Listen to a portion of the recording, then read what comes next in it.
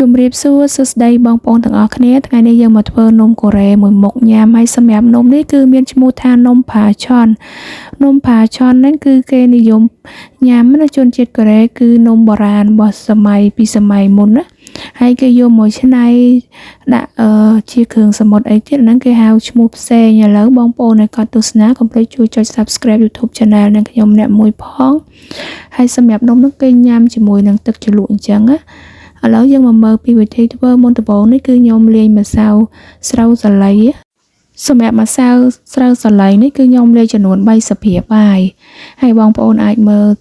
ឈ្មោះនៅលើកញ្ចប់ម្សៅនោះគឺជាឈ្មោះភាសាកូរ៉េណាបន្តមកទៀតគឺខ្ញុំ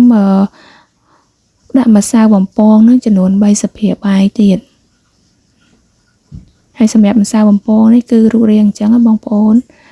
ហើយបន្តមកទៀតគឺខ្ញុំដាក់អំបិលមកចុងស្ព្រាបាយនិងម្រេចបងប្អូនដាក់តាមចំណូលចិត្តណាបន្តមកទៀតខ្ញុំចាក់ទឹក200 មីលីលីត្រហើយទឹកយើងចាក់ម្ដងតិចបងប្អូនយើងកូរឲ្យសព្វអញ្ចឹងមក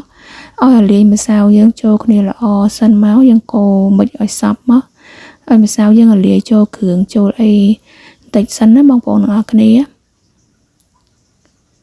ហើយបន្តមកទៀតគឺខ្ញុំជូរពងមាន់មកគ្រាប់ដាក់ក្នុងចានខ្ញុំវែងឲ្យបែកអញ្ចឹងមកបងប្អូនសម្រាប់រោយពីលើជាមួយនឹងនំបន្តមកទៀតខ្ញុំដាក់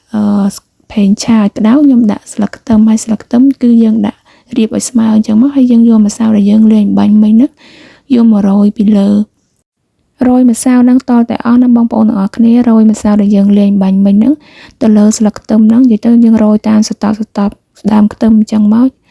ឲ្យស្មើល្អហើយចាំយើងយកពងមាន់ដែលយើងវែងបែកហ្នឹង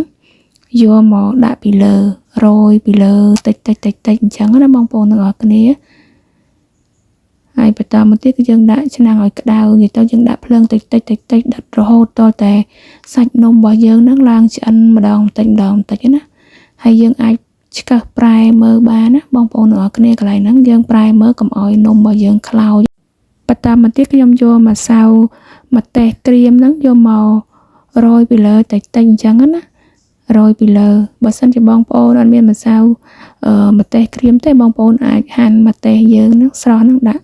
តូចពីលើអញ្ចឹងណាបន្តមកទៀតគឺខ្ញុំប្រែនំហ្នឹងត្រឡប់ចុះត្រឡប់ឡើងហើយយើងប្រែត្រឡប់ចុះត្រឡប់ឡើងដើម្បីឲ្យនំរបស់យើងហ្នឹងគឺរាងក្រៀមហើយឡើងឈ្ងុយអញ្ចឹងណាឡើងក្រហមអញ្ចឹងសម្រាប់នំខាងពងមាន់គឺវាមានរាងដូចពងមាន់ចៀនឬក៏ពងទាចៀនអញ្ចឹងណាហើយមកខាងទៀតគឺខាងហ្នឹងគឺម្សៅដែលយើងលាយហ្នឹងនិយាយទៅវាឡើងអញ្ចឹងហើយក្លិនវានិយាយថាពីឈ្ងុយឥឡូវយើងមកលាយទឹកជ្រលក់សម្រាប់ទឹកជ្រលក់បងប្អូនអាចមើលនៅលើវីដេអូបានគ្រឿងផ្សំណាបើសិនជាខ្ញុំនិយាយទៅមានខុសឆ្គងដោយប្រការណាមួយអីសូមបងប្អូនទាំងអស់គ្នាអភ័យទោសផងឥឡូវនំយើងគឺយើងយកមកកាត់ដុំហើយយើងអាចជ្រលក់ញ៉ាំបានហើយបងប្អូនទាំងអស់គ្នាអរគុណបងប្អូនទាំងអស់គ្នាជួបគ្នានៅវីដេអូក្រោយទៀត